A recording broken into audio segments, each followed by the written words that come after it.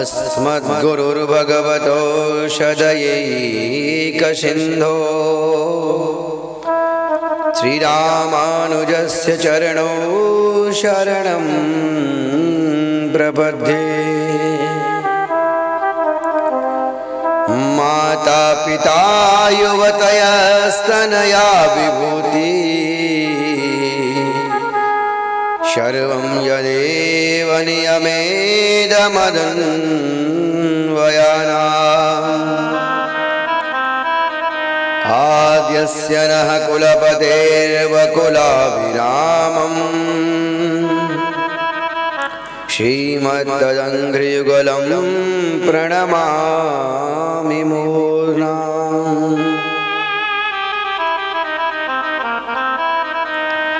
वन्दे देव उमापतिं सुरगुरुं वन्दे जगत्कारणं वन्दे पन्नगभूषणं मृगधरं वन्दे पशूनां पतिं। वन्दे सूर्यशशाङ्कवनिनयनं वन्दे मुकुन्दप्रियं वन्दे भक्तजनाश्रियं च वरदं वन्दे शिवं शङ्करम्। ध्येयं सदा परिभवग्नभवेष्टदोहम्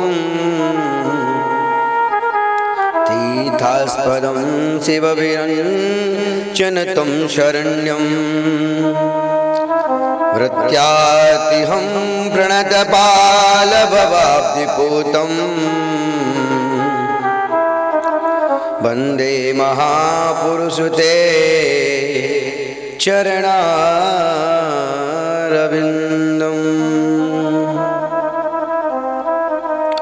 नौमीढ्यते प्रवपुषे तडिदम्बराय गुञ्जावतंस परिप्रक्षलसन्मुखाय वन्यस्रजे कवलवेत्रविशालवेणु लक्ष्मश्रये मृदुपते पशुपाङ्गजाय।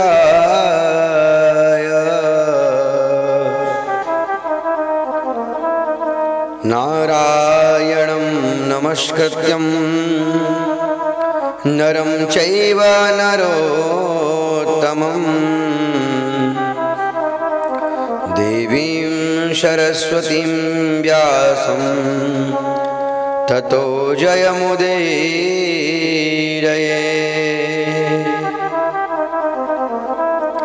जय जय श्री राधा रमण जय जय नवल किशोर जय गोपी चित चोर प्रभु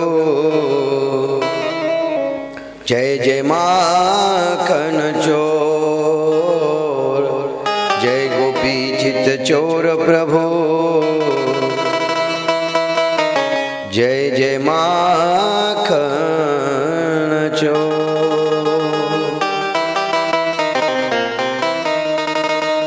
श्री गुरु चरण सरोज रजा निज मन मुकुर सुधार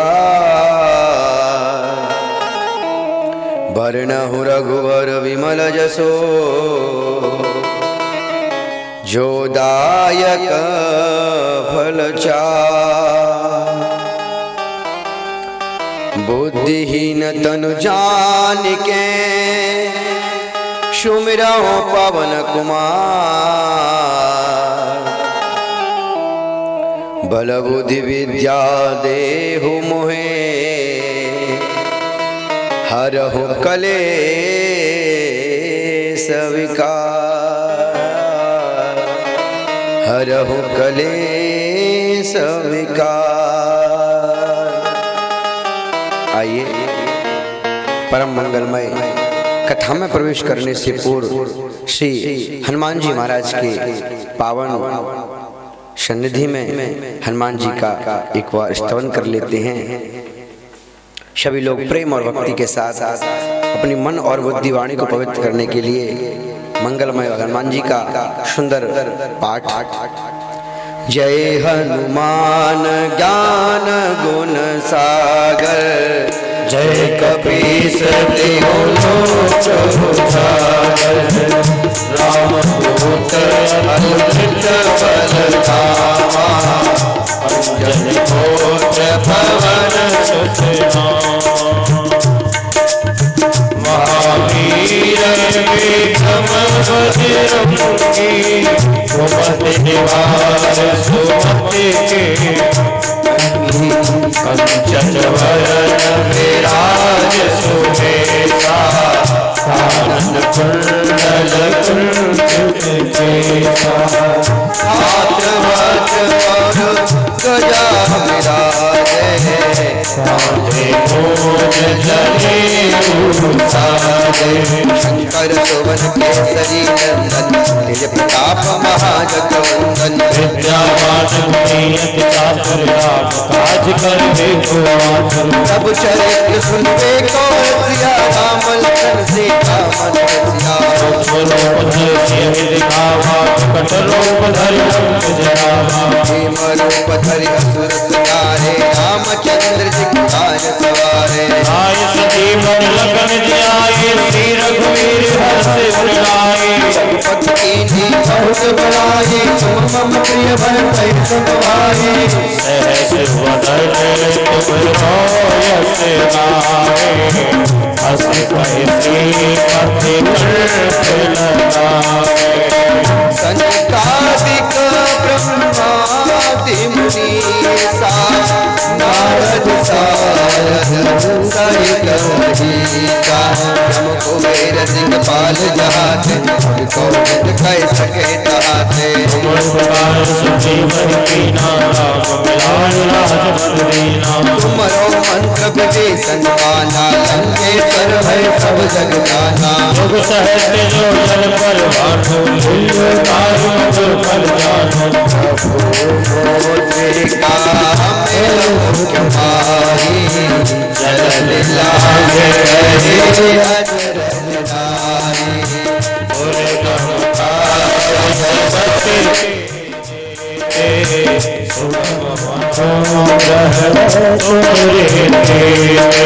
हम तुम्हारे तुम रखवारे, हो कन्हैया जान के तारे, सब सुगल है तुम्हारी शरणा, तुम रक्षक काहू को डरना, आपन तेज समारो आपे, तीनों लोक आपके कांपे, प्रशासन निकट नहीं आवे, महावीर जब नाम सुनावे, से रोग हरे सो पीरा, जपत निरंतर हनुमत वीरा, संकट ते हनुमान छुड़ावे, मन क्रम वचन ध्यान जो लावे, सब पर राम तपस्वी राजा, तिनके काज सकल तुम साजा, और मनोरथ हो कोई लावे, सोई अमित जीवन फल पावे, चारों जुग परे ताप तुम्हारा, हे पर से जगत उजियारा, साधु संत के तुम रखवारे, असुर निकंदन राम द्वारे, हर्ष सिद्धि नवनीत के दाता, स्वर दीन जानकी माता, राम रसायन तुम्हारे पासा, सदा रहो रघुपति की दासा, तुमरो भजन राम जी को पावे, जन्म जन्म के दुख बिसरावे, काल भरपुर जाई, जहाँ जन्म हरि भगत कहाई, और देवता चित्तन धरहि, हनुमत के सर्व सुख करहि, कट कटे मिटे सब मीरा, जो सुमिरे हनुमत बलवीरा, जय जय जय हनुमान गुसाई, कृपा करो गुरुदेव पिताई, जो सतबार पाठ कर कोई,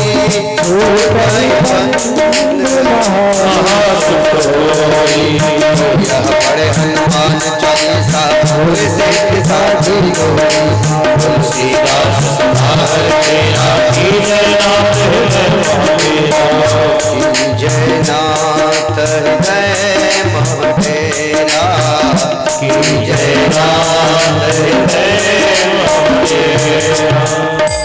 पवन तनय संकट हरना मंगल मूर्ति रूप राम लखन सीता सहित हृदय वशों सुरभू। बोलिए हनुमान जी महाराज की जय हो। पवन सुत हनुमान की जय हो। खाटू श्याम की जय हो। सीताराम चंद्र भगवान की जय हो। रूपेश्वर महादेव की जय हो। सदगुरुदेव भगवान की जय हो। अपने अपने माता पिता की जय हो। सब संतन की जय हो। सब भक्तन की जय हो। आज के आनंद की जय हो। जय जय श्री राधे जय जय श्री राधे जय जय श्री राधे।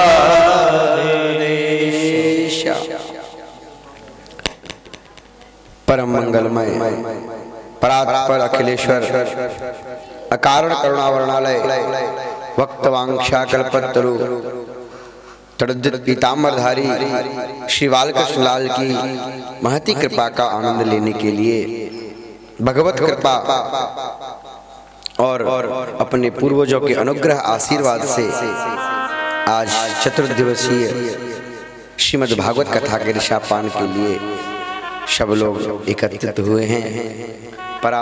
परम मंगलमय विषय कि भगवान श्री ठाकुर जी महाराज लाडले लाल हम पर इसी प्रकार हमेशा कृपा बरसाते रहे, आशीर्वाद अनुग्रह प्राप्त करवाते रहे।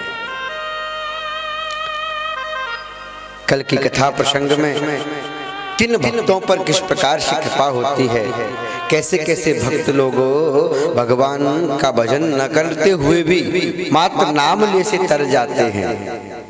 अजामिल जैसे महापापी भी मात्र पुत्र का नाम लेने से तर जाते हैं। बताओ, अपने पुत्र का नाम लिया नारायण तो नारायण के पार्षद आ गए। सब भगवत भक्तों की कथा सुनी तब उनके मन में आया। राजा परीक्षित कहते हैं, प्रभु भगवान मैं एक चीज जानना चाहता हूँ।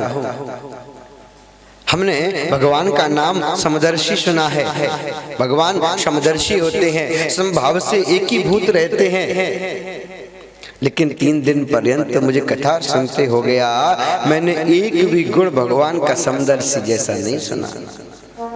देवताओं पर कृपा कर दी, दैत्यों को मार दिया, दैत्यों को मार दिया और देवताओं पर कृपा कर दी। अगर समदर्शी कहे जाने भगवान हैं, परम ब्रह्म परमात्मा हैं, तो फिर वो समभाव क्यों नहीं रखते हैं? यहाँ पर तो हमको थोड़ा भिन्नता दिखाई देती है ना। क्षमा प्रिय सुहृद ब्रह्मन भूतानाम भगवान स्वयं इंद्रियार्थे कथम दैत्या नवधीद्वसमो यथा। अगर वह समदर्शी कहे जाते हैं तो फिर दैत्यों को क्यों बार बार मार देते हैं और देवताओं पर कृपा करते हैं? ये तो समदर्शी के गुण नहीं है ना। सुखदेव जी महाराज उनकी बात को सुन करके मन में हर्ष उत्पन्न करते हैं। राजन, जो आपने कथा सुनी है ना, जो आपने अभी तक की कथा सुनी है, वो आपने भगवान की उन लीलाओं की कथा सुनी है जो भगवान ने अपने भक्तों पर कृपा किया था। लेकिन अगर भगवान समदर्शी नहीं होते,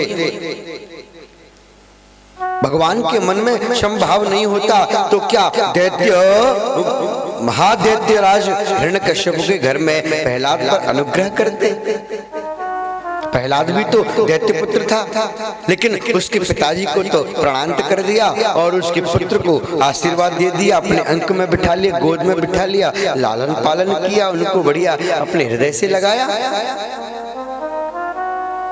राजा परीक्षित ने कहा, भगवान अगर ऐसी बात है तो क्या हम प्रहलाद भक्त प्रहलाद की कथा श्रवण कर सकते हैं? भक्त प्रहलाद ने किस प्रकार भगवान का भजन किया, किस प्रकार उनका आशीर्वाद अनुग्रह प्राप्त किया, यह हम थोड़ा सा सुनना चाहते हैं। भक्ति भक्त भगवंत गुरु चतुर नाम बपु एक, इनके पद वंदन करो तो नाशत विघ्न अनेक। भक्ति, भक्त, भगवंत और गुरु, ये चार है ना, वो चार दिखने में चार प्रतीत होते हैं लेकिन हैं एक ही स्वरूप। इन चारों के चरणों में बंधन करने से, देखो अपन साधु संतों को बंधन करते हैं, ब्राह्मण ऋषियों को बंधन करते हैं, क्यों? क्योंकि भक्ति जो करता है या भगवान के चरणों का जो अनुरागी होता है ना, वो भगवान का ही सदृश माना जाता है। इसीलिए अपन उनके चरणों में प्रणाम करते हैं। जैसे एक प्रधानमंत्री का सेवक हुआ ना, प्रधानमंत्री का कोई सेवक, तो क्या बगैर सेवक के तुम प्रधानमंत्री से मिल सकते हो? नहीं मिल सकते, क्योंकि दरबार पर तो वही खड़ा मिलेगा ना। क्या क्या कर रहे हैं वो, उसकी जानकारी तो वही देगा ना। एक संगत करने वाला तो भक्ति, भक्त, भगवंत, गुरु, चतुर नाम बपु एक, ये चार नाम तो दिखने में है लेकिन एक ही है। इनके पद वंदन करो। तो उन्होंने कहा, हे राजन, अगर तुमने इस प्रकार भक्ति की कथा को श्रवण करने का मन में ध्यान किया है, मन में इच्छा प्रकट की है, तो यह भगवान की पूर्ण कृपा मानना चाहिए। क्योंकि भगवान के भक्तों की कथा सुनने में भी भगवान की प्रीति दृढ़ होती है, संकल्प दृढ़ होता है, मन में विश्वास पक्का हो जाता है कि जब इस भक्त पर भगवान ने कृपा की तो हम पर भी भगवान कृपा करेंगे, अनुग्रह करेंगे, आशीर्वाद देंगे हमको। राजन, जब हिरण्याक्ष नाम के दैत्य को भगवान ने बराह अवतार धारण करते समय उनको प्रणांत किया था, तो हिरण्यकश्यप जो था ना, वो भी और उसके अपने भाई के मरने का बदला लेने के लिए उसी समय लड़ने जा रहा था। शुक्राचार्य जी है ना, वो दैत्यों के गुरु हैं। उन्होंने कहा, गुरुजी ने कहा कि नहीं भाई ऐसा मत करो, अभी अभी तुम्हारे भाई ने युद्ध किया था, उसका रहस्य क्या हुआ? मर गया ना। अरे अगर आप भी इस समय उनसे युद्ध करने जाओगे ना तो तुम भी मारे जाओगे। क्यों ना तुम ऐसा करो कि पहले भगवान की तपस्या करो, भगवान की आराधना करो, ब्रह्मा जी से वरदान प्राप्त करो। जब भगवान ब्रह्मा जी से तुम वरदान प्राप्त करोगे तो आपको आशीर्वाद प्राप्त होगा और आप वरदान मांग लेना। जब वरदान मांग लोगे ब्रह्मा जी से तो आप उनको लड़ने की सामर्थ्य प्राप्ति हो जाएगी। तब तो हिरण्यकश्यपु ने क्या किया, जाकर के और कंदराओं में जाकर के भगवान का, ब्रह्मा जी का भजन किया। हजारों वर्षों तक ब्रह्मा जी का भजन किया। इतना भजन, इतने समय तक भजन एक निष्ठ होकर के ओम ब्रह्मणे नमः, ओम ब्रह्मणे नमः, ओम ब्रह्मणे नमः, तीनों लोग कंपायमान हो गए। उसके शरीर में दीमक लग गई, दीमक से उसका सारा शरीर ढक गया। उसका इतना तेज प्रकाश निकलने लगा उस दीमक के अंदर से कि त्रैलोक्य जलने लगा। सारे के सारे लोग आश्चर्य करते हैं, अरे भगवान अब क्या होगा, हमारा यह शरीर तो जलता जा रहा है। सभी लोग, देवता लोग ब्रह्मा जी के पास गए, ब्रह्मा जी से कहा, ब्रह्मन आप जाइए, इसके तेज से तो हमारा स्वर्गलोक में कंपायमान हो रहा है। क्यों ना आप जाकर के इसको जल्दी से जो कुछ वरदान मांगे प्रदान कर दो, नहीं तो हम तो इससे जल जाएंगे। जब ऐसा कहा ब्रह्मा जी अति प्रसन्न हुए। ब्रह्मा जी वहां पर पहुंचे। ब्रह्मा जी पहुंच करके उनको बताते हैं,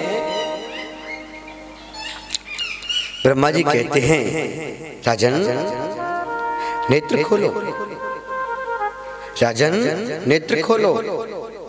लेकिन उनके मन में तो बस यही धारणा थी, ओम ब्रह्मणे नमः। तब ब्रह्मा जी ने अपनी शक्ति के प्रभाव से उनकी दीमक को हटाया। जैसे दीमक को हटाया, नेत्र खोले, ब्रह्मा जी सामने उपस्थित। ब्रह्मा जी बोले, राजन आपने इतना तपस्या किया है, इतनी तपस्या की है कि आज तक किसी भक्त ने हमारी इतनी तपस्या नहीं की। तुम वरदान मांग लो, मैं बहुत प्रसन्न हूं तुमसे।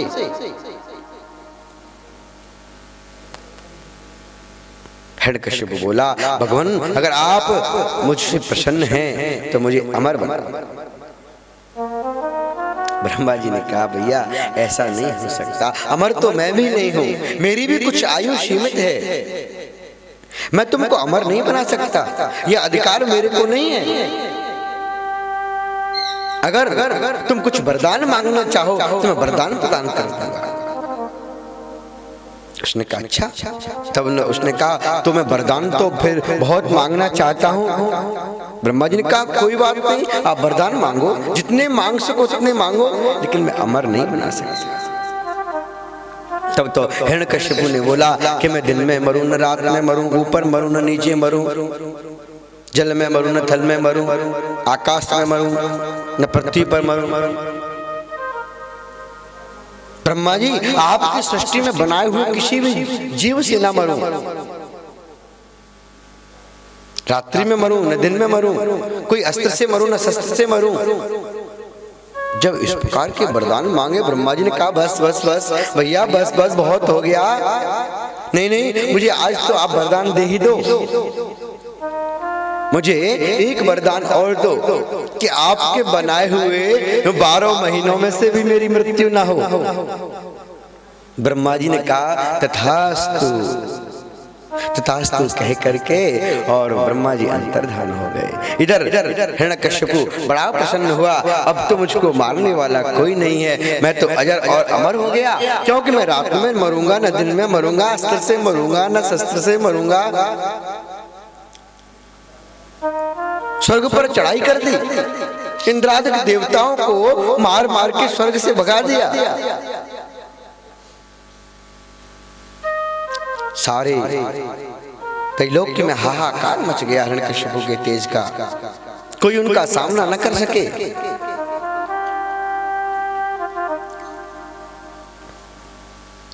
न होतव्यम न दातव्यम, न कहीं हवन होता है, न कहीं भोजन होता है, दान नहीं होता, कहीं ब्राह्मण भोजन संत भोजन नहीं होता, कहीं यज्ञ नहीं होता।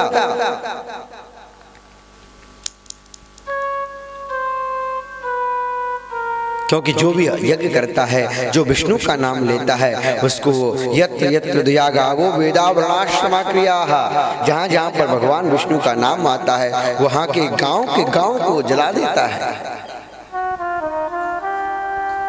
सभी लोग घबरा करते थे उसके नाम से। कंपायमान था त्रैलोक्य, क्या करें, उसके पास शक्तियां जो थी, ब्रह्मा जी ने वरदान दे रखा था। अब तो एक बार की बात, श्री हिरण्यकश्यप जी जब तपस्या करने गए थे ना, तब इंद्र को पता चल गया कि जो इनकी पत्नी कयाधु है ना, वो गर्भवती हैं। सोचा इसके गर्भ से भी कोई दुष्ट उत्पन्न होगा, इसीलिए उसको मारने के लिए कयाधु माता का हरण कर लिया। नारद जी के समझाने पर उनको रोका, तब वह उनको अपने आश्रम में ही रखा कुछ समय तक नारद जी। तो जो उनके गर्भ में संतान थी ना, उसने नारद जी का दिव्य उपदेश श्रवण किया था। जो दिव्य उपदेश भगवत भक्त हमारे प्रहलाद जी महाराज, प्रहलाद, अनहलाद, प्रहलाद 4 पुत्र थे हिरण्यकश्यप के, सबसे छोटे छोटे प्रहलाद जी महाराज थे। प्रहलाद जी महाराज इतनी छोटी अवस्था में ही भगवान की भक्ति करना चाहते थे, लेकिन हिरण्यकश्यप के राज्य में तो कोई नारायण का नाम ले भी लेता ना, तो उसको मृत्यु दंड दिया जाता। तब तो बेचारे प्रहलाद जी महाराज एक कोने में बैठ कर के चुपचाप से और भगवान का स्मरण मन ही मन करते रहते, मन ही मन करते रहते। एक बार की बात, हिरण्यकश्यप ने सोचा, क्योंकि उनको अपने विद्यालय में पढ़ने लिखने के लिए भेज दिया, उनका खुद का विद्यालय हिरण्यकशिपु दानव विश्वविद्यालय। अब जैसा विद्यालय वैसी शिक्षा। दैत्य का था ना, तो वहां पर तो दैत्य विद्या सिखाई जाती। और भक्त प्रहलाद जी को तो वहां पर आनंद नहीं आता, मन नहीं लगता, वो तो भगवान का भजन करने में ही संलग्न थे। एक किसी कोने में जाकर के बैठ जाते और भगवान का स्मरण करते। श्रीमन नारायण चरणों शरण प्रपद्ये, श्रीमते नारायणाय नमः, श्रीमन नारायण चरणों शरण प्रपद्ये, श्रीमते नारायणाय नमः। उनके मन ही मन स्मरण करते कि हे नारायण, मैं आपकी शरण में हूँ, मेरी रक्षा कीजिए। हे नारायण, मैं आपकी शरण में हूँ, मुझ पर कृपा कीजिए, अनुग्रह कीजिए। कुछ समय के बाद क्या हुआ, एक समय हिरण्यकशिपु वहीं से निकल रहे थे। हिरण्यकशिपु वहां पहुंचे, अपने छोटा सा बच्चा देखा, गोदी में बिठा लिया, अंक में बिठाया। और बेटे कैसे हो, कैसे हो, ठीक हो, पढ़ाई बढ़िया से चल रही है। अब कोई भी पिता अपने बालक को जब लेता है ना गोदी में, तो उससे तोतली वाणी से कुछ न कुछ सुनना चाहता है। अब प्रहलाद जी महाराज बेचारे चुपचाप क्या बोले, क्या समझाएं। बेटा कोई बात सीखी तुमने, पढ़ी क्या तुमने आज स्कूल में, अपने कॉलेज में, अपने विद्यालय में क्या सीखा? कुछ अगर आपने सीखा हो तो आप हमको बताओ, मैं सुनना चाहता हूँ। प्रहलाद जी महाराज कहते हैं, तत् साधु मन्ये शूरवर्य देहिनां सदा समुद्विग्न धिया मसद्ग्रहात् हित्वात्पपातं गृहमन्धकूपं वनं गतो यद्धर्माश्रयेत। हे पिताजी, तत्साधु मन्ये शूरवर्य देहिनाम, आप तो साधुओं की, संसार में कुछ करने योग्य अगर चीज है तो वह है साधुओं की संगत करना चाहिए। हित्वात्पातम गृहमन्धकूपम, जो ग्रह है ना, गृहस्थ आश्रम है ना, वो तो कैसा है, अंधे कुएं के समान है। अंध कुआं किसको बोलते जानते हैं? एक तो कुआ, बावड़ी इत्यादि जो होता है ना, नित्य प्रति जिसमें से जल निकाला जाए, वो तो मात्र कुआ हो गया, इसमें से जल लेपान करने के लिए लिया जाता है। लेकिन जिस कुआ के आसपास महीनों तक, सालों तक कोई नहीं जाता, जिसमें पानी भी अगर निकाला जाए ना तो उसमें भी कीड़े या इत्यादि बदबू वगैरह आती है, वह जल को अंध कुआं बोलते हैं। तो ऐसा है गृहस्थ आश्रम, इसमें बदबू और गंदगी के अलावा कुछ नहीं है। तो ऐसा करो पिताजी, हित्वात्पातम गृहमन्धकूपम वनं गतो यद्धर्माश्रयेत। अरे पिताजी, अगर कुछ करने योग्य वस्तु है तो भगवान का भजन है, वन में जाकर के भगवान का भजन करो। हिरण्यकशिपु छोटी तोतली सी आवाज में बच्चे की ये बात सुनी, क्रोध से भर गया।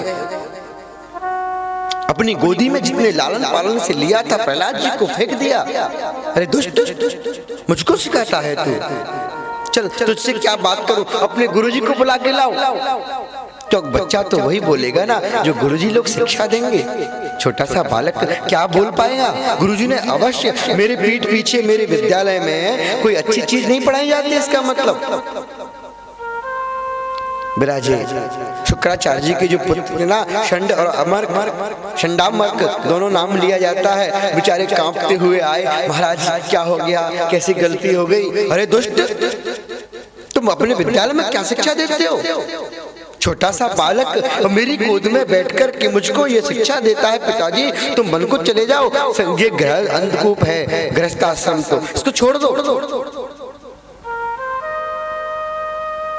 गुरुजी लोग कांप गए, डरते हुए बोले, प्रभु हमने तो ऐसी कोई शिक्षा नहीं पढ़ाई, आप देख लीजिए किसी और विद्यार्थी के द्वारा हमारे आश्रम में ऐसी कोई शिक्षा नहीं दी जाती।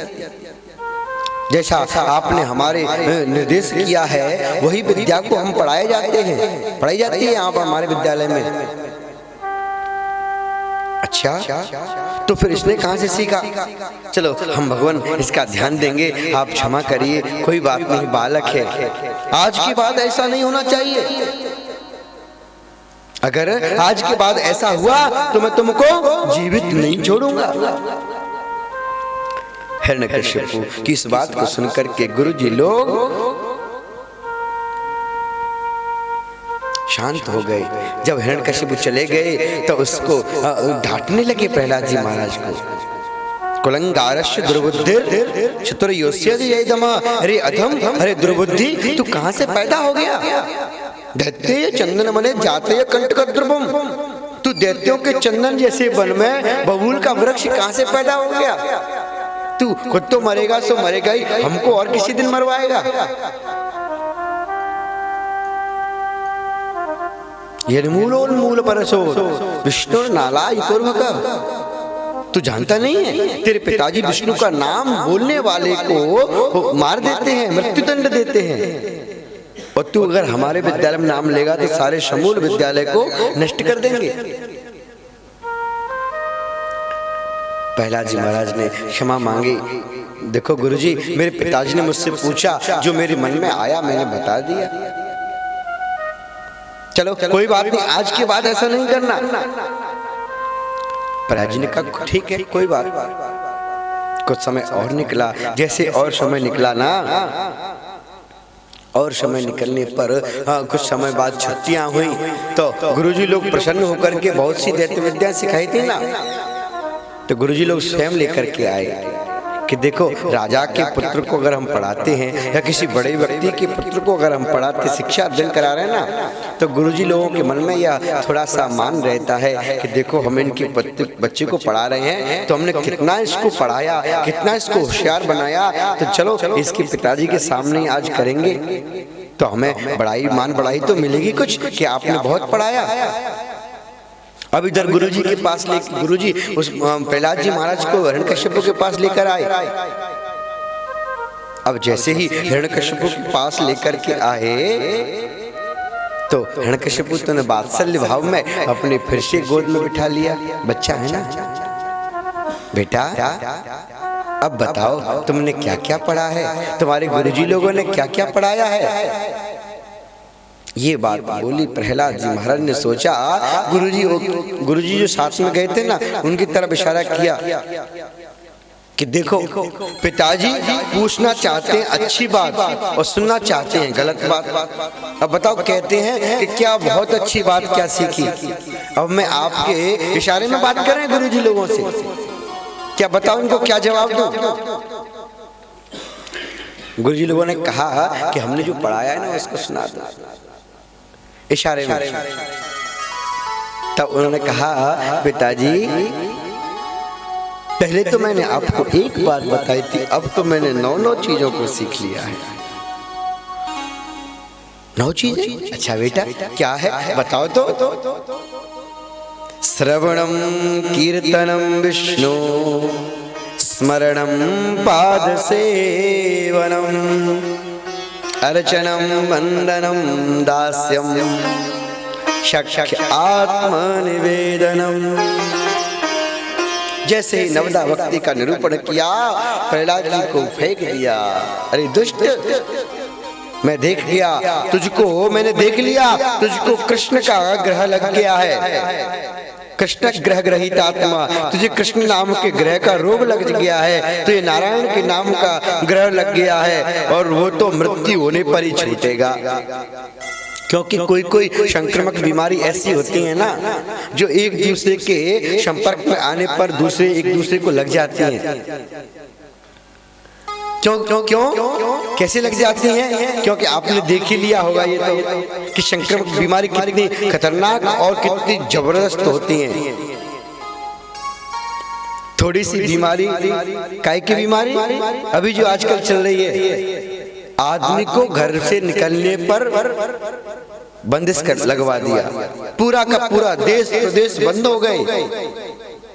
तो उसने सोचा आज तो अभी यह संक्रामक बीमारी मेरे पुत्र को लगी है और अगर मैंने इसको यहीं पर नहीं रोका गया तो ये धीरे धीरे सारे समाज में, सारे देश में इस भक्ति का प्रचार कर देगा। जल्दी से जल्दी आदेश दिया इसको मार दो, इसको जीवित नहीं छोड़ना है। मैंने समझ लिया इसको नारायण का नाम का इसको ग्रह लग गया है, इसको शीघ्रता से मार दो।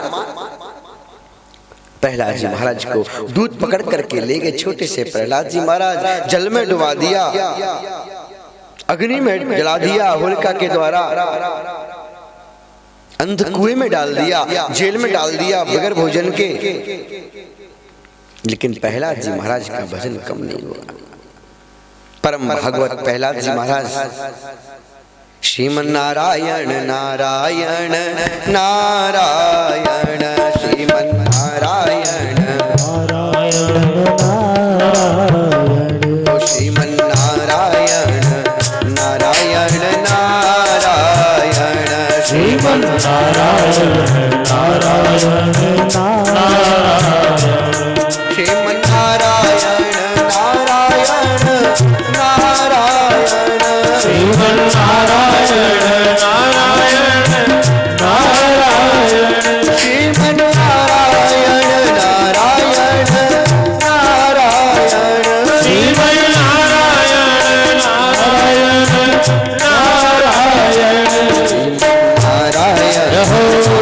नारायण नारायण श्रीमन नारायण नारायण नारायण ओ लक्ष्मी नारायण नारायण नारायण लक्ष्मी नारायण नारायण नारायण श्रीमन नारायण नारायण नारायण श्रीमन नारायण नारायण नारायण लक्ष्मी नारायण नारायण नारायण लक्ष्मी नारायण नारायण नारायण जल में डुबाते तो जल में से आवाज आती, अग्नि में जलाते तो होलिका जल गई। प्रहलाद जी महाराज भजन की आवाज आ रही है, अंध कुएं में डाल दिया तब भी नारायण की ध्वनि आ रही है। और आज काल कोठरी में बंद कर दिया प्रहलाद जी महाराज को, लेकिन वहां से भी श्रीमन नारायण के मंत्र की ध्वनि आ रही है। ऐसा देख करके हिरण्यकश्यप को आश्चर्य हुआ। उन्होंने कहा ऐसा करो, इसको अब कैसे मारे, क्या करें? तो सब गुरुजी लोग बोले अगर आप आज्ञा करें तो ऐसा करते हैं, इसको कुछ समय के लिए हम पुनः विद्यालय ले जाते हैं, वहां पर और इसको दैत्य विद्याएं सिखाएंगे। अब विद्यालय में ले गए प्रहलाद जी महाराज को। अब विद्यालय में ले गए तो वहां पर और भी बहुत सारे विद्यार्थी। अब वहां पर विद्यार्थी ने एक दिन क्या हुआ कि गुरुजी लोग तो कहीं कोई कार्य से बाहर चले गए। प्रहलाद जी महाराज अकेले बैठ करके भगवान की ध्वनि का आनंद ले रहे थे मन ही मन में। श्रीमन नारायण नारायण नारायण श्रीमन नारायण नारायण नारायण ओ लक्ष्मी नारायण नारायण नारायण लक्ष्मी नारायण नारायण नारायण श्रीमन नारायण नारायण नारायण श्रीमन नारायण नारायण नारायण। नारायण की ध्वनि अकेले कर रहे हैं प्रहलाद जी महाराज। उनके जो सहपाठी मित्रगण थे सब लोगों ने आकर के उनको चारों तरफ से घेर लिया और कहने लगे अरे भैया एक बात बता, तेरे नारायण में इतनी शक्ति है कि तू जल में डुबाया तो भी नहीं मरा, तू अग्नि में जलाया तब भी नहीं जला है, तुझको विषपान कराया तो भी नहीं मरा, क्यों ऐसा क्या है तेरी शक्ति में इसमें? तब तो ने कहा अगर आप लोग भी भगवान का नाम लोगे ना तो आपको भी कोई दिक्कत नहीं होगी। दैत्य पुत्र बोले नहीं भैया क्षमा करना, तू तो राजा का पुत्र है, अगर नाम ले लिया हमने नारायण का और तुम्हारे पिताजी ने अगर देख लिया तो हमारी तो मृत्यु निश्चित है। तब प्रहलाद जी कहते अच्छा अगर मैं नहीं मर पाया तो तुम कैसे मर सकते हो? मैं गारंटी लेता हूँ, तुम तो भजन करो मेरे साथ, कुछ नहीं होने वाला है। तो आप लोग भी कर लो, कुछ नहीं होने वाला है। श्रीमन नारायण नारायण नारायण श्रीमन नारायण नारायण नारायण ओ लक्ष्मी नारायण नारायण नारायण ओ लक्ष्मी नारायण नारायण नारायण। अब प्रहलाद जी के साथ में सारे के सारे विद्यार्थी लोग भगवान की धुनी का आनंद ले रहे हैं।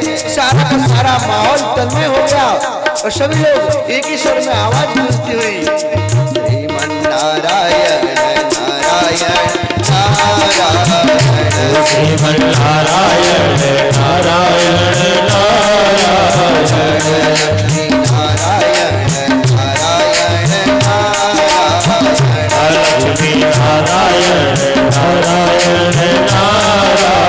जैसे जैसे नारायण की ध्वनि बढ़ने लगी वहीं पर किसी आकर के गुरुजी ने देख लिया, अरे ये क्या हो गया, यहाँ पर तो हम इसको सुधारने के लिए लाए और इसने तो सारे के सारे माहौल को बिगाड़ दिया। अगर इस बात को राजा ने देख लिया तो हमको और मार देंगे, इसलिए जल्दी से दूत को भेजा, राजा को बुलाया और राजा ने आकर हिरण्यकश्यप ने देखा सारे सारे लोग कीर्तन कर रहे हैं, भजन कर रहे हैं, कोई नाच रहा है, कोई गा रहा है। ओ श्रीमन नारायण नारायण नारायण श्रीमन नारायण नारायण नारायण ओम भजो नारायण नारायण नारायण लक्ष्मी नारायण नारायण नारायण श्रीमन नारायण हरिओ श्रीमन नारायण नारायण नारायण श्रीमन नारायण नारायण नारायण लक्ष्मी नारायण नारायण नारायण श्रीमन नारायण नारायण नारायण श्रीमन नारायण नारायण नारायण श्रीमन नारायण नारायण नारायण।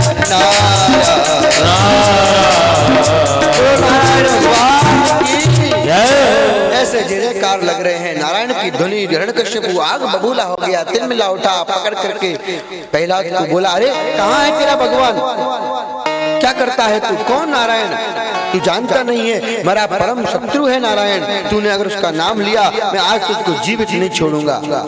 अगर तू नारायण का भजन करता है तो बता कहाँ है तेरा नारायण, मैं आज तेरे नारायण से निपटता हूँ। तुझको ये शक्ति कहाँ से मिलती है? प्रहलाद जी महाराज कहते, पिताजी आप हमेशा उल्टी बात क्यों करते हो, शक्ति मिलती है मुझको ही क्यों? हे पिताजी अगर आपके पास भी शक्ति है तो वो भी मेरे ही नारायण की है। न केवलम में भवतस्य राजन सवै बलम बलिनम चापरेसा परे बरे में स्थिर जंगमाये ब्रह्मादयो ये नवसं प्रणीता। आप मेरी ताकत मेरी सामर्थ्य की बात करते हो, मुझे तो छोड़ो, जिन ब्रह्मा जी ने तुमको आशीर्वाद दिया ना उन ब्रह्मा जी को भी बल देने वाले मेरे नारायण हैं। बोलो राधे राधे।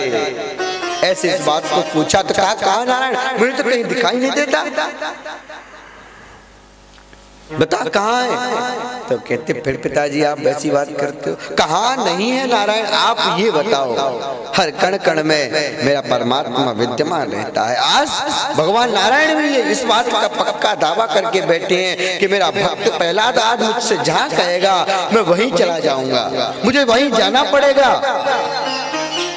स्तंभे सवायाम निदृश्यते, उसने बताया इस स्तंभ में तो मुझको दिखता नहीं, कहाँ है तेरा नारायण?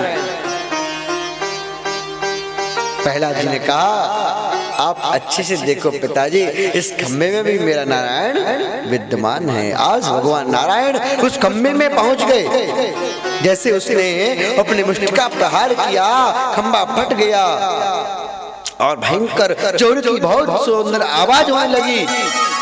प्रकट गड़गड़ानो खम्बनो फिरजो चिरचार को नार नूप अति भयानक है। प्रकट गड़गड़ावे जीव लपलपावे मानो चितवत जासो धाम है। इतना भयंकर विराट रूप देख कर हिरण्यकश्यप डर गया। बोलो नरसिंह भगवान की। इतना भयंकर रूप कि अपने भयंकर मुंह से आवाज निकालते हुए सिंह की दहाड़ करते हुए अपने हाथों को पकड़ करके और जल्दी से पकड़ करके उसको पकड़ लिया, हिरण्यकश्यप को पकड़ लिया। पहले तो हिरण्यकश्यप को घबराया, लेकिन बाद में उसको याद आया, अरे मैं तो मरने वाला हूं नहीं, मुझे क्यों पकड़ते हो तुम, मुझको मार नहीं सकते। सायं काल का वक्त हो गया। नरसिंह भगवान ने अपने जिंगा पर उसको रखा और बताया, अब बता क्यों नहीं मार सकता तुझको। उसने कहा, मैं ऊपर मरूंगा न नीचे मरूंगा, आकाश में नहीं मरूंगा न पृथ्वी में मरूंगा। तो उन्होंने कहा, तू बता कहां पर है, न तू पृथ्वी पर है और न आकाशमान में है, मेरी जंगा पर है। तो मैं भीतर मरूंगा न बाहर मरूंगा। तब भगवान ने दिल्ली में रख लिया, अब बता तू कहाँ है, न तो तू भीतर है और ना बाहर है, कि मैं दिन में मरूंगा न रात्रि में मरूंगा। तो सायं काल का समय था, क्योंकि अब तो दिन भी नहीं रहा और रात अभी हुई नहीं है। अच्छा, तो मैंने तो ये वचन दिया था, ब्रह्मा जी ने मुझे वचन दिया कि संसार में ब्रह्मा जी की सृष्टि में बनाए हुए प्राणी किसी जीव मात्र से नहीं, मैं नहीं मरूंगा। तो भगवान नरसिंह ने कहा, अरे मूर्ख, ब्रह्मा मुझको बनाता है कि मैंने ब्रह्मा को बनाया है? क्या ब्रह्मा ने इससे पहले ऐसी कोई सृष्टि की है? तब तो कहा, मैंने तो और भी वरदान मांगाया है कि मैं अस्त्र से न शस्त्र से नहीं मरूंगा। तब नरसिंह भगवान ने अपने नखों को दिखा दिया, देख ये नख मैंने तेरे लिए ही रखे हैं। तब तो कहा, अच्छा, मैंने वरदान एक भी मांगा था कि मैं 12 महीनों में से नहीं मरूंगा। तब भगवान नरसिंह ने कहा, अरे तेरे लिए मैंने एक और महीना बनाया है, 13वां महीना, वो है पुरुषोत्तम मास का महीना, अभी इसी वर्ष निकला है ना। तो वो भगवान नरसिंह का प्रादुर्भाव हुआ था, वही माह था। तब तो घबरा गया, अब क्या करूं। भगवान नरसिंह ने उसके कुक्ष को विदीर्ण कर लिया नाखून से और उसकी अंतड़ियों को अपने शरीर में डाल लिया और उसके रक्त को पान करने लग गए। जैसे जैसे उसके रक्त को पान करने लगे, भगदड़ मच गई। उनके स्वरूप को देख करके घबरा गए लोग, इतना भयानक स्वरूप। सब लोगों ने सोचा, अब क्या करें क्या ना करें। देवता लोग तो जल्दी से गए, माता लक्ष्मी को लेकर के आए कि लक्ष्मी जी आप जाकर के, आप पत्नी है ना, तो पति कितना भी क्रोध करे, पत्नी जाती है ना तो क्रोध शांत हो जाएगा।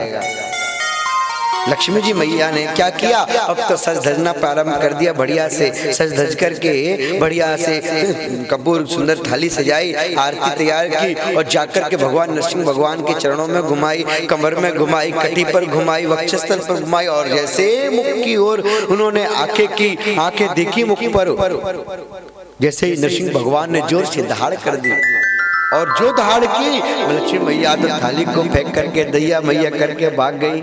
ये मेरे प्रभु नहीं हो सकते, मेरे भगवान तो शांताकारम है और ये तो कहीं से कहीं तक शांत नहीं दिखाई देते हैं। तब देवताओं ने सोचा, अब क्या करें। जिसके प्रति भगवान ने अवतार धारण किया है तो क्यों ना उसी को आगे किया जाए। तो प्रहलाद जी महाराज को आगे किया। जैसे प्रहलाद जी महाराज को आगे किया, नरसिंह भगवान का सारा क्रोध शांत हो गया। भक्त प्रहलाद को उठाया, अपनी गोदी में बिठा लिया, उसके सर पे हाथ घुमाते हुए उसके मस्तक को चूमने लग गए भगवान नरसिंह। जिस प्रकार एक गौ अपने बछड़े को चाटती है, ऐसे अपनी जिह्वा से नरसिंह भगवान प्रहलाद जी को चाटते हैं। इतना वात्सल्य का स्वरूप देख करके सारे देवता लोग हर्षित हो गए कि चलो कोई बात नहीं, अब तो बात बनती हुई दिखाई दे रही है। इनका क्रोध शांत हो गया। बोले प्रभु प्यारे अंग कोमल तुम्हारे, दुष्ट असुरों ने मारे मम नाम एक गाने में। जल में डुबाया तुम्हें, अग्नि में जलाया, हाय कसर न राखी तुम्हें दुष्ट ने सताने में। मुख को मंजुल मुखार चूम कहें बार बार, बेटा पुत्र क्षमा करो, पुत्र मोहे देर भई आने में। क्षमा करो पुत्र मोहे देर भई आने, हे पुत्र मुझको क्षमा।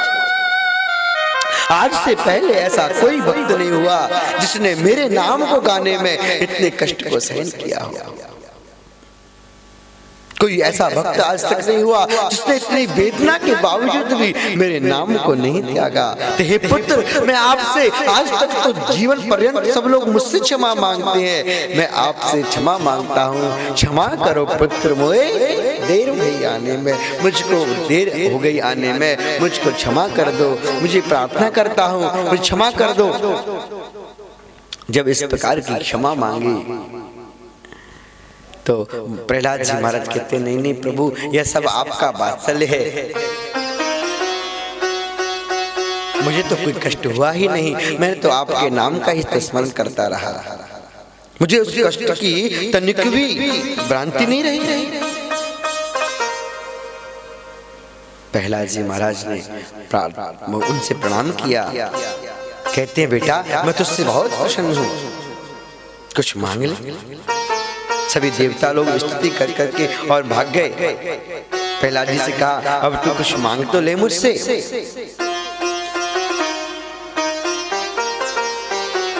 क्योंकि भगवान के जो भक्त होते हैं ना, भगवान को पूज पूज करके वशी कुर्वन्ते ये भक्त्या, जिस प्रकार एक स्त्री अपने पूरे परिवार को लालन पालन उनकी सेवा करके अपने वश में रखती है।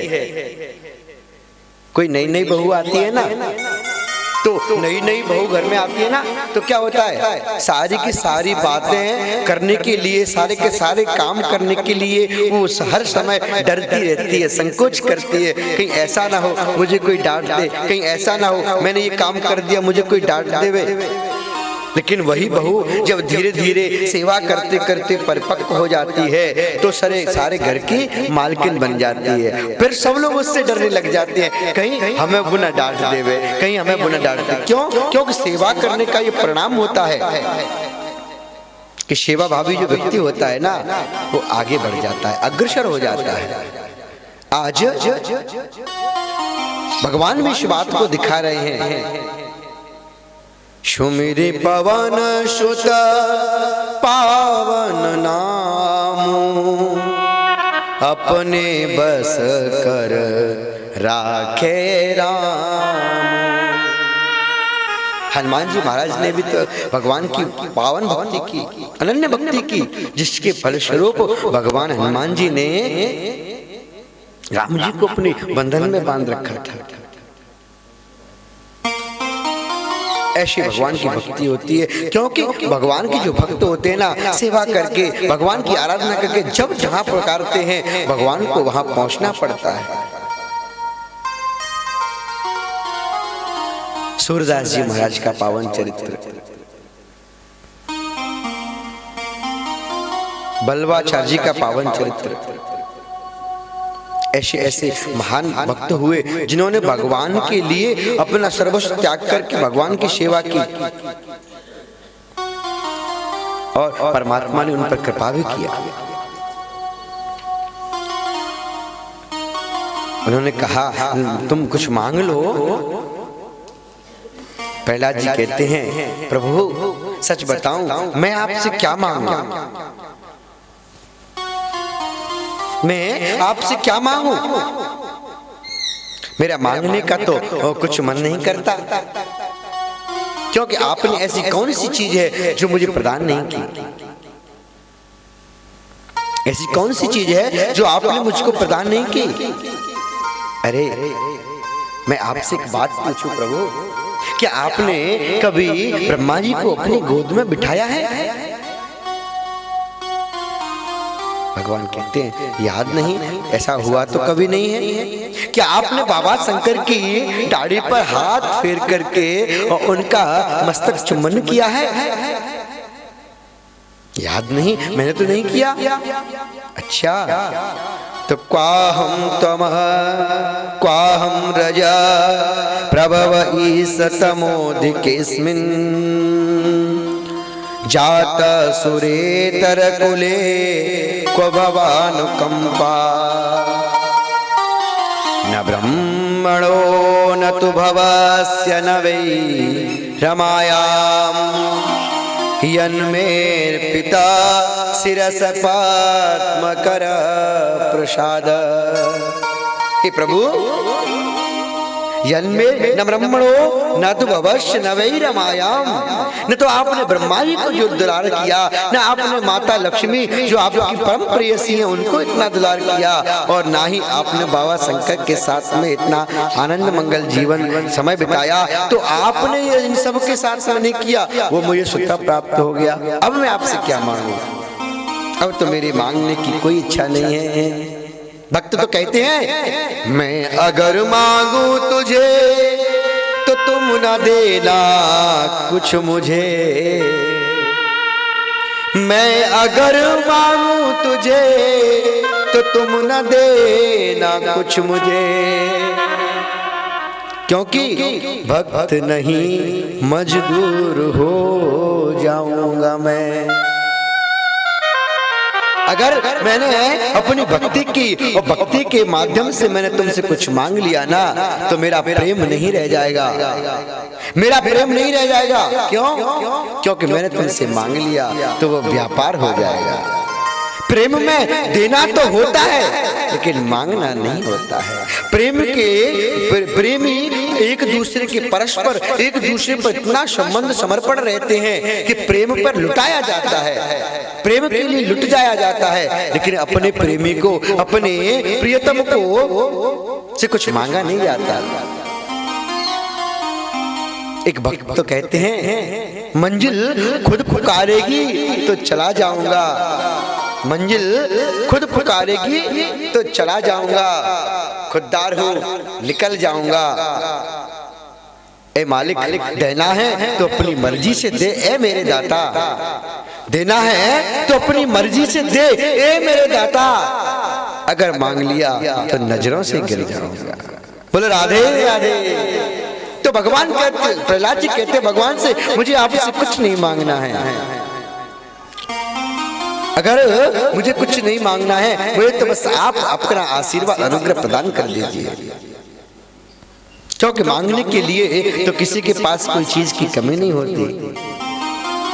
संत समागम हरि कथा जग में दुर्लभ दो, संत समागम हरि कथा जग में दुर्लभ दो, सुत दारा और लक्ष्मी पापियों के घर हो। क्या पापी के घर में स्त्री नहीं रहती? क्या पापी के घर में पुत्र नहीं रहता? क्या पापी के घर में धन नहीं रहता? लेकिन पापी के घर में ये दो व्यक्ति नहीं रहते। कौन कौन? संत समागम हरि कथा, भगवान की पावन कथा और संतों का आगमन तो पुण्यात्मा के घर में ही होता है। किसी पापी पत्तात्मा के घर में इन दोनों का समावेश नहीं होता। रही मन वो नर मर गए जो कछ मांगन जाए, उनते पहले वो मरे जिन्हें मुख सो निकसत ना। इसलिए मैं प्रभु आपसे मांग नहीं सकता। ये था माम प्रपद्यन्ते तांस तैव भजाम्य हम। हे प्रभु, मैं तो सिर्फ आपको स्मरण करता हूँ। भगवान कहते हैं कोई बात नहीं, चलो आप ऐसा करना, अब तो आपको राज्य गद्दी सौंप देता हूं मैं। राज्य सौंपने के पश्चात प्रहलाद जी महाराज को और भगवान अपने धाम को प्रस्थान कर जाते हैं। इधर प्रहलाद जी महाराज बहुत वर्षों तक तपस्या की, अपने राज्य को संभाला, भगवान की आराधना करते हुए, स्मरण करते हुए। तो आप सुखदेव जी कहते कि राजन बताओ, अगर भगवान समदर्शी नहीं होते तो दैत्य पुत्र प्रहलाद पर क्यों कृपा करते? जैसे उसके पिता हिरण्यकश्यप को मारा था, वैसे प्रहलाद को भी तो कुछ कर सकते थे ना, लेकिन नहीं, उन पर तो उनका आशीर्वाद रहा। बोलो राधे राधे। इसलिए भक्ति पर कृपा करने के लिए भगवान हमेशा तत्पर रहते हैं। इसी के साथ में धर्म पंचाध्याय के माध्यम से धर्म का निरूपण किया गया, जिसमें ब्रह्मचर्य, गृहस्थ, वानप्रस्थ और संन्यास चारों धर्मों का विस्तार से निरूपण किया गया। माता पिता कुल की मर्यादा के सहित 1 से 25 वर्ष तक अपने जीवन को ब्रह्मचर्य, पूर्व ब्रह्मचर्य के साथ में निर्वाह करना चाहिए। 25 वर्ष के बाद माता पिता की आज्ञा अनुसार विवाह करके गृहस्थाश्रम में प्रवेश करना चाहिए। गृहस्थाश्रम का यही नियम, आए हुए अतिथि की सेवा करना, भोजन प्रसाद करना, अपने घर परिवार को सही से संभालना, 50 के बाद वानप्रस्थ आश्रम में प्रवेश कर जाना और 75 के बाद में संन्यास धारण कर लेना। यही इसका निरूपण बताया गया। इस प्रकार से सप्तम स्कंद की कथा संपूर्ण। भगवान को कहते हैं, सुखदेव जी से राजा परीक्षित पूछते हैं, भगवान क्या भगवान के इतने अवतार हुए तो और अवतारों की कथा भी सुना दीजिए हमें। तब कहते हैं, एक बार की बात, मनवंतरों में गजेंद्र नाम का एक हाथी था, हजारों रानियां थी, बड़ा बलशाली था। जब भी हाथी चलता तो इतना मदान हो जाता था कि वो आसपास में किसी को देखता नहीं था। हजारों उसकी हथनियां, हजारों उसकी रानियां उसके साथ में चलती। एक दिन की बात, वह सरोवर में स्नान करने गया। सरोवर में स्नान किया। स्नान करते करते अपनी देवियों के साथ में जल क्रीड़ा करने लग गया। जल क्रीड़ा से क्या हुआ, वहां जो सरोवर का जल था वह पवित्र हो गया, मिट्टी हो गई। जल में रहने वाले एक ग्राहक आया, उसने देखा, अच्छा इन लोगों को जल में इतना आनंद आ रहा है कि हमारे रहने के घर को पवित्र कर रहे हैं। जाकर के उसका पैर पकड़ लिया। इतना विशाल शक्तिशाली राजा गज उसका पैर पकड़ लिया। उसने सोचा कोई छोटा मोटा जीव है, इसको मेरी पता नहीं मैं कौन हूं। झटका दिया, नहीं छोड़ा, और ताकत लगाई, नहीं छोड़ा। तब तो उसने सोचा हो सकता है किसी ने मेरा पैर जल से पकड़ लिया। तब तो उस पे बंधु बांधव और अपनी रानियों को साथ में लिया। उसने खींचना प्रारंभ किया, लेकिन जल के अंदर होने के कारण उनकी ताकत कोई काम नहीं करी। अब तो ग्राह अंदर की ओर खींचने लग गया गजेंद्र। सारे परिवार वाले, उसके बंधु बांधव जितने भी उसके साथ आए हुए थे ना, सारे के सारे उसको छोड़ करके चल दिए। उसने सोचा, देखो जीवन पर्यंत मैंने इनके लिए कमाया, इनके लिए सेवा की, इनके लिए मेहनत की, और आज जब मुझ पर मुसीबत आई तो मेरी स्त्री, मेरा परिवार, मेरे पुत्र मुझको छोड़ करके जा रहे हैं। धिक्कार है मेरे जीवन को। अरे इससे बढ़िया तो मैं भगवान का स्तवन करता तो कम से कम मेरी मुक्ति तो हो जाती। गजेंद्र को उस रूप में भी, पशु के रूप में भी उनको भगवान का नाम स्मरण आया। हे गोविंद, हे गोपाल, अब तो जीवन हारे।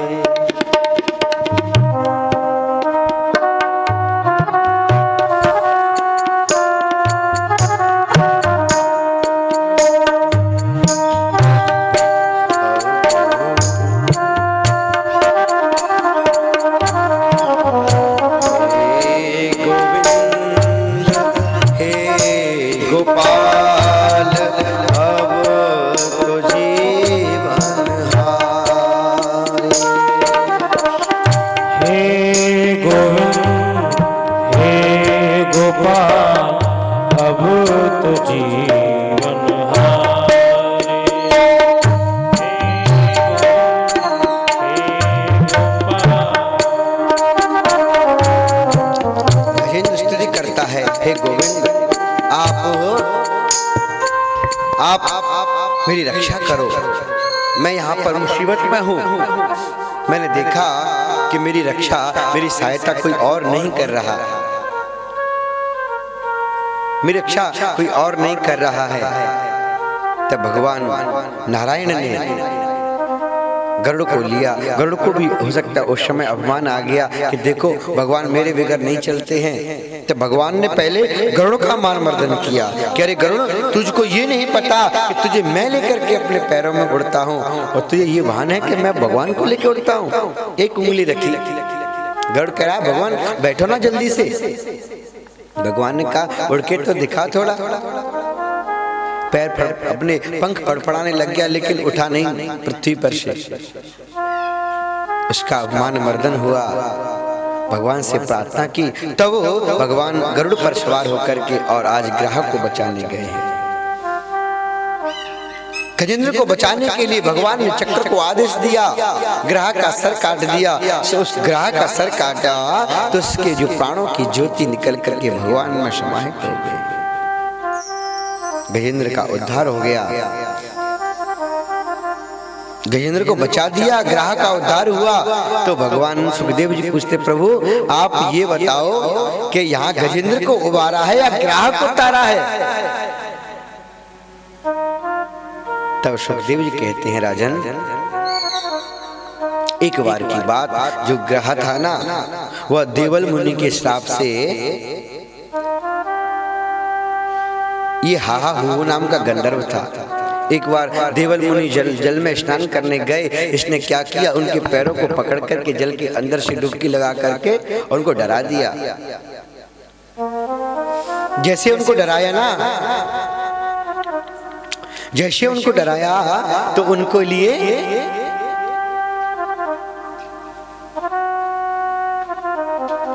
मन में चिंता हुई कि क्या हो गया, किसने पकड़ लिया, कहीं किसी ग्राहक ने तो नहीं पकड़ लिया।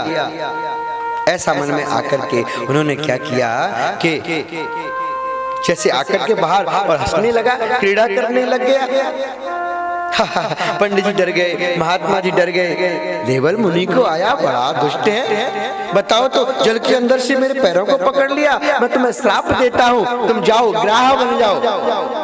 ग्राह बन गया, पैर पकड़ लिए। भगवान मेरा तो नाम ही हंसी करने का है, मजाक करने के लिए हूँ मैं, देवताओं में मेरा काम ही इसी का है। मेरा नाम हाहा हू नाम का गंधर्व है। तब तो उन्होंने कहा कोई बात नहीं, अब श्राप दे दिया वो तो वापस हो नहीं सकता, जो श्राप दे दिया वो तो वापस नहीं हो सकता, लेकिन मैं कृपा करता हूँ, मैं आशीर्वाद देता हूँ कि आपके यहाँ पर भगवान की प्राप्ति होगी, भगवान के सुदर्शन चक्र से आपका उद्धार हो जाएगा। और जो गजेंद्र था ना वह इंद्रद्युम्न का राजा था, उसको भी श्राप लगा हुआ था, जिसके कारण वह हाथी बना, अभिमानी था। इस प्रकार गजेंद्र लीला के माध्यम से भगवत कृपा करते हैं। एक बार की बात, देवता दैत्यों के इस संग्राम के कारण क्या हुआ, बृहस्पति जी महाराज उनकी सभा में एक बार की बात, दुर्वासा ऋषि भगवान वैकुंठनाथ के यहाँ पर गए, उनके चरणों में प्रणाम किया, उनकी स्तुति की। सशंख चक्रम शकरीट कुंडलम सपीत वस्त्रम सरसीरुहेक्षणम सहार वक्षल कौस्तुभश्रियम नमामि विष्णु शिरसा चतुर्भुजम। ऐसे देव स्तुति को सुनकर के भगवान विष्णु प्रसन्न हो गए। अपने गले में जो माला थी ना पुष्पों की, वह पुष्पों की माला ली और दुर्वासा ऋषि को प्रदान कर दिया आशीर्वाद के रूप में। दुर्वासा ऋषि बहुत प्रसन्न हुए, देखो तो आज मुझे नारायण की प्रसादी मिली है। देखो संत भगवान जो वैष्णव लोग होते हैं ना, उनको तो भगवान की शीत प्रसादी का बहुत आनंद आता है, वह शीत प्रसादी का महत्व जानते हैं। इतने प्रसन्न हुए, इतने प्रसन्न हुए, वो भगवान का नाम लेते हुए आ रहे हैं कि आज तो भगवान की प्रसादी मिली, आज तो भगवान की प्रसादी मिली। सामने से देवराज इंद्र को आते देखा, मन में आया अरे भगवान की प्रसादी है, क्यों ना ये तो राजा के लिए अच्छी लगेगी, मैं तो संत हूँ, मुझे तो भगवान से भजन से मतलब है। ऐसा किया, मन में आ गया संत, क्योंकि संत तो होते ही ऐसे हैं ना। संत कैसे होते हैं? दूसरों पर अनुग्रह करने वाले, दूसरे के दुखों को दूर करने के लिए वो सतत प्रयास करते रहते हैं। अपनी सुंदर माला ली, भगवान की प्रसादी और इंद्र के गले में डाली। इंद्र हाथी पर जा रहा था, अपनी सैनिकों के साथ में जा रहा था। मन में भान आया, बताओ इन महात्मा को हमने प्रणाम भी किया, क्यों प्रणाम तो करना पड़ेगा, दुर्वासा ऋषि श्राप देने में भी सक्षम है। माला उनकी दी, माला को लेकर के उन्होंने मन में क्षोभ किया, बताओ ये कैसे महात्मा अपनी पहनी हुई माला को हमको प्रदान करवा दिया। पर दुर्वासा ऋषि के सामने तो कुछ ना बोल सके, लेकिन दुर्वासा ऋषि जैसे ही निकले उन्होंने क्या किया, अपनी माला को लेकर के अपने गजराज के गले में डाल दिया। और गजराज का काम क्या होता है? नीचे की चीज को लेकर ऊपर डालना, ऊपर की चीज को नीचे ले जाना। उस माला को लिया, उठा करके गजराज ने नीचे डाल दिया और पैरों से कुचल दी। अब अचानक दुर्वासा ऋषि के मन में आया, मैंने जो माला डाली देवराज के गले में, उसको पहन करके कैसा लग रहा है, मैं देख तो लूं एक बार। जैसे दुर्वासा ऋषि ने मुड़कर के देखा कि उस माला को तो उनके गजराज ने पैरों में रौंद दिया।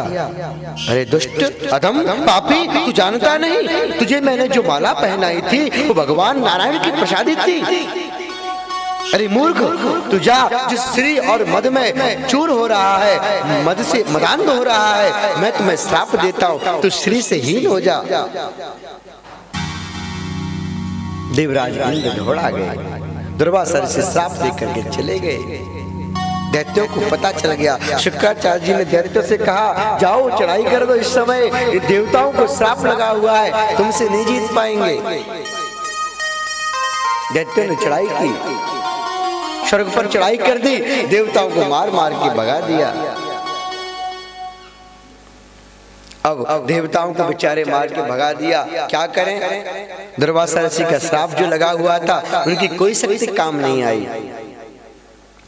रोते हुए कश्यप अपने पिताजी के पास गए, पिताजी ब्रह्मा जी के पास गए, अब क्या करें?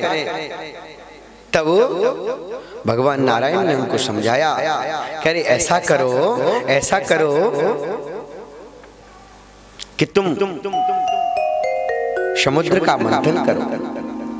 समुद्र का मंथन कैसे प्रभु? कि समुद्र का जो मंथन करोगे ना, उसमें से अमृत निकलेगा, तो आप लोग अमृत को पान कर लेना। अमृत पान कर लोगे तो फिर आप लोगों में कितनी भी लड़ाई होए, आप कम से कम मरोगे तो नहीं। पर आपको दैत्यों का सहयोग लेना पड़ेगा। राजा इंद्र ने कहा, अगर दैत्यों का सहयोग लेंगे तो वो तो हमारा सहयोग कभी नहीं देंगे। तब उन्होंने उपाय बताया कि अहिमु सगवद देवा। जिस प्रकार एक अहि यानी सर्प ने चूहे से मित्रता कर ली और अपना काम निकलने पर चूहे को निगल गया, ठीक ऐसे ही आप मित्रता कर लो।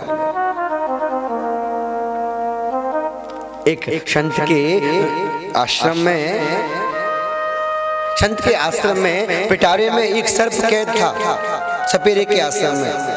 सपेरे के यहाँ पर जब सर्प कैद था ना, तो क्या हुआ, वो सर्प से बेचारा भूखा डोल रहा था और उसके ऊपर चूहा घूम रहा है।